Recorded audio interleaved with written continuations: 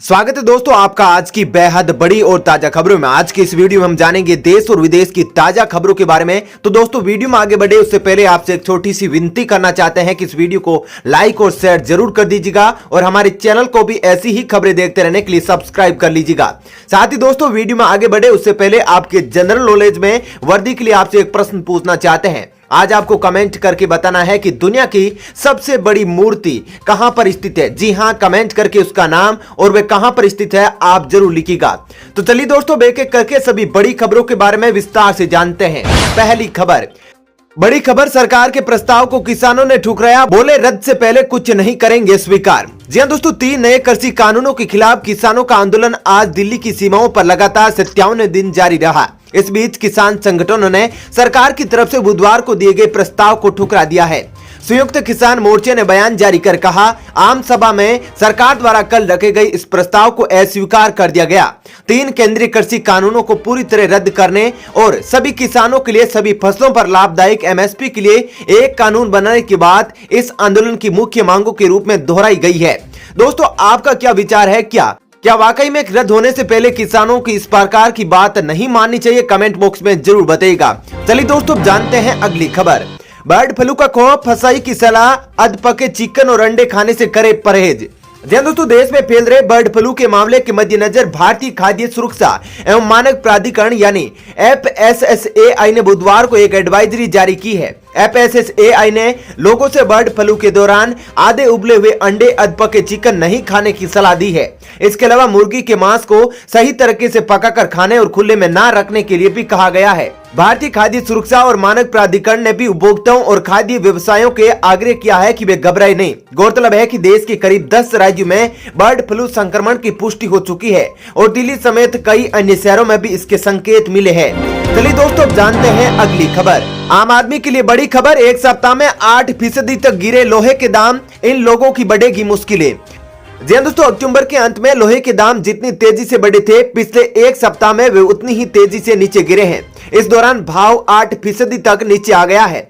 भाव बढ़ने से वे कारोबारी परेशान हैं जिन्होंने बढ़े हुए दाम पर लोहा खरीदा था। अब दाम गिरने से अपने उत्पादनों को कम दाम में बेचना उनकी मजबूरी बन गई है। लोहे के भाव बढ़ते ही जिन कारोबारियों ने काम रोक दिया था उन्हें फायदा होगा। वहीं बाजार में भाव गिरने का बड़ा कारण बिक्री का ना होना है। रेट में आई वृद्धि की वजह से ग्राहक नहीं आ रहे थे, ऐसे में कीमतें अभी और भी गिर सकती है। चलिए दोस्तों जानते हैं अगली खबर। आम आदमी को झटका, 2 दिन की शांति के बाद आज फिर से बढ़े पेट्रोल और डीजल के दाम। जानिए क्या है आज के ताजा भाव। दोस्तों इंटरनेशनल मार्केट में कच्चे तेल के दाम में तेजी का माहौल है। इधर डोमेस्टिक मार्केट में पेट्रोल डीजल के दाम आज बढ़ गए हैं।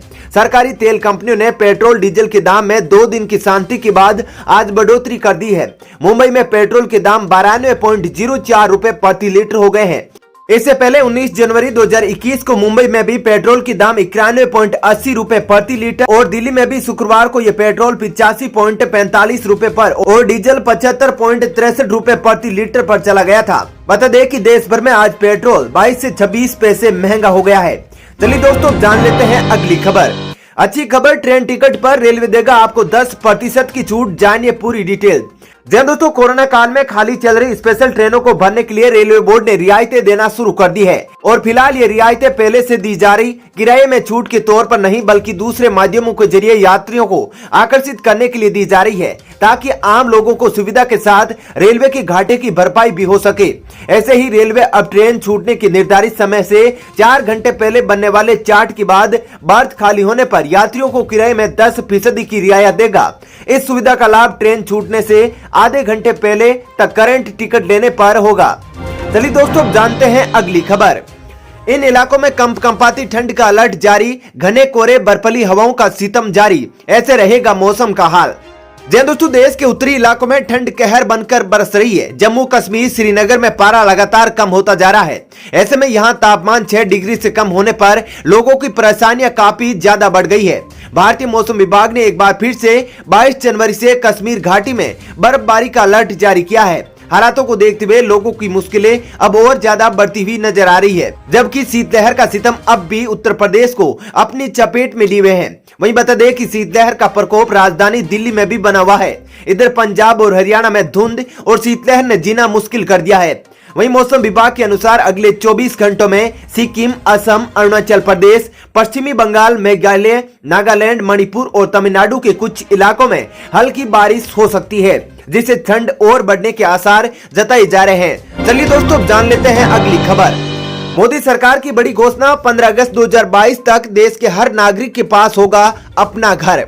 जी दोस्तों, केंद्रीय गृह मंत्री अमित शाह ने बुधवार को कहा कि प्रधानमंत्री आवास योजना ग्रामीण गरीबों को सम्मानित जीवन प्रदान करने का प्रधानमंत्री नरेंद्र मोदी का संकल्प है और योजना के लाभ बिना किसी भेदभाव के लोगों को दिए जा रहे हैं। अमित शाह ने कहा कि उन्हें पूरा विश्वास है कि प्रधानमंत्री नरेंद्र मोदी के नेतृत्व वाली केंद्र की भाजपा सरकार 15 अगस्त 2022 तक देश के हर नागरिक को अपना घर मुहैया कराएगी। शाह ने अहमदाबाद के सिलेज में 1 किलोमीटर लंबे ओवर ब्रिज के वर्चुअल उद्घाटन के दौरान ये बात कही है। चलिए दोस्तों जान लेते हैं अगली खबर। पीएम मोदी को लेकर बड़ा सर्वे आया सामने, देश के इस वर्ग के लोग अब भी नहीं करते पसंद, जानिए सर्वे की रेटिंग। जी हाँ दोस्तों, चीन से सीमा विवाद हो या कोरोना संकट, पीएम मोदी अपने नेतृत्व के बलबूते एक राजनेता के तौर पर और मजबूत होकर उभरे हैं, लेकिन कुछ जगहों पर अभी भी पीएम मोदी की वैसी लोकप्रियता हासिल नहीं हुई है जैसी दूसरी जगहों पर मिली है, फिर चाहे वो दक्षिणी भारत हो या फिर मुस्लिम वर्ग। ऐसे में इस पर देश का मिजाज यानी मूड ऑफ द नेशन क्या रहा, इसे जानने के लिए एक प्राइवेट न्यूज एजेंसी ने कार्वी इनसाइट लिमिटेड ने सर्वे किया है। सर्वे के परिणामों के मुताबिक पीएम मोदी और बीजेपी से दक्षिणी भारत उतना प्रभावित नहीं दिखता है जितना देश के बाकी हिस्सों में दिखाई पड़ता है। दक्षिणी भारत में पीएम मोदी की लोकप्रियता सबसे कम है, यहाँ केवल 63% लोग उन्हें पसंद करते हैं। वहीं पीएम मोदी और एनडीए के लिए यह चिंता का विषय होना चाहिए कि मुस्लिम अभी भी उनके प्रदर्शन से नाखुश है। अन्य समुदायों के मुकाबले मुस्लिम समुदाय से सरकार को बहुत कम रेटिंग मिली है, सिर्फ 38% मुसलमान ही उन्हें पॉजिटिव रेटिंग दिए हैं। चलिए दोस्तों जानते हैं अगली खबर। अमेरिका से आगे निकला भारत, 6 दिन में 10 लाख को लगा कोरोना का टीका। जी दोस्तों, अमेरिका को पछाड़ भारत ने एक सप्ताह से पहले ही देश में 10 लाख से ज्यादा स्वास्थ्य कर्मचारियों को टीका लगाने में कामयाबी हासिल की है। 10,40,014 स्वास्थ्य कर्मियों को टीका लगाया जा चुका है। वहीं स्वास्थ्य मंत्रालय का कहना है कि शाम 7 बजे तक देश में टीका लगाने वालों का आंकड़ा 10 लाख के पार हो चुका था। केंद्रीय स्वास्थ्य मंत्रालय के अपर सचिव डॉक्टर मनोहर अदनानी ने बताया कि गुरुवार को देश भर में 27 राज्यों में आयोजित किया गया, जिसमें 2,30,530 स्वास्थ्य कर्मियों को टीका लगाया गया है। अब तक टीकाकरण के 18,161 सत्र आयोजित किए जा चुके हैं। चलिए दोस्तों जान लेते हैं अगली खबर। 100 किलोमीटर दूर जमीन पर दुश्मन के ठिकाने को ध्वस्त करेगा स्मार्ट अस्त्र, हाल ने हाक आई विमान से किया पहला परीक्षण। जी दोस्तों, सरकारी कंपनी हिंदुस्तान एरोनॉटिक्स लिमिटेड ने गुरुवार को स्मार्ट एयरफील्ड विध्वंसक अस्त्र यानी SAW का सफल परीक्षण कर दिया है। यह स्मार्ट अस्त्र 100 किलोमीटर दूर से ही जमीन पर स्थित दुश्मन के बंकर और एयरफील्ड को नस्तो नाबूद कर देगा। HAL ने ओडिशा अपतटीय क्षेत्र में हाक-आई विमान से इसका पहला परीक्षण किया है। HAL के परीक्षण pilot wing commander P Awasthi और विंग कमांडर M पटेल ने स्मार्ट को विमान से दागा और इसने मिशन के सभी उद्देश्यों को पूरा कर लिया है। चलिए दोस्तों जानते हैं अगली खबर। कर्नाटक के शिवमोगा में विस्फोटक ले जा रहे ट्रक में धमाके से 8 मजदूरों की मौत, पीएम मोदी ने जताया दुख। जी दोस्तों, दक्षिणी राज्य कर्नाटक के शिवमोगा जिले में रात को ट्रक में भरकर ले जाए जा रहे विस्फोटक में धमाका हो गया, जिससे कम से कम 8 लोगों की मौत हो चुकी है और आसपास के क्षेत्र में झटके महसूस किए गए हैं। धमाका इतना बड़ा था कि सड़क भी टूट गई, साथ ही आसपास मौजूद घरों और दफ्तरों के शीशे भी चकनाचूर हो गए। पीएम मोदी ने हादसे पर दुख जताया है और पीएमओ ने ट्वीट कर कहा कि शिवमोगा में हुई घटना से मैं आहत हूँ। चलिए दोस्तों जानते हैं अगली खबर। बड़ी खुशखबरी, 2021 में बढ़ेगी सैलरी और मिलेगी बोनस, सर्वे के अनुसार बड़ी रिपोर्ट आई सामने। जी दोस्तों, 2020 में महामारी से प्रभावित कर्मचारियों को जिन्होंने अपनी नौकरी को बरकरार रखा है उन्हें वेतन वृद्धि और बोनस नहीं मिला। हालांकि कुछ कंपनियों ने थोड़ा बहुत सैलरी हाइक और बोनस कर दिए थे। हालांकि 2021 में अधिकांश कंपनियां वेतन में बढ़ोतरी करने जा रही है, क्योंकि 60% कंपनियां वेतन वृद्धि और बोनस भुगतान करना चाहती है। सर्वे में शामिल नियोक्ताओं में से 30% अभी भी इस बात पर विचार कर रहे हैं कि क्या उनके कर्मचारियों को लाभ दिया जाए। इकोनॉमिक्स टाइम्स ने माइकल पेज टैलेंट ट्रेडर्स यानी 2021 के मुताबिक बताया कि 53% कंपनियां इस साल नए लोगों को रखना चाहती है। सर्वे में 12 एशिया प्रशांत बाजार में 5500 कर्मचारियों और 21,000 श्रमिकों को शामिल किया गया है। चलिए दोस्तों जान लेते हैं अगली खबर। छात्रों के लिए बड़ी खबर, सीबीएसई ने इन 2 विषयों में किया बड़ा बदलाव, जानिए इससे जुड़ी बातें। जी हां दोस्तों, शैक्षणिक वर्ष 2021-22 के लिए केंद्रीय माध्यमिक शिक्षा बोर्ड ने 2 लेवलों में अंग्रेजी और संस्कृत भाषा के पेपर को पेश करेगा। वर्तमान में बोर्ड छात्रों के तनाव के स्तर को कम करने के लिए 2 स्तरों पर गणित और हिंदी प्रदान करता है। इसके साथ ही बोर्ड अगले शैक्षणिक वर्ष से राष्ट्रीय शिक्षा नीति कार्यान्वयन के तहत इम्प्रूवमेंट परीक्षा भी शुरू करेगा।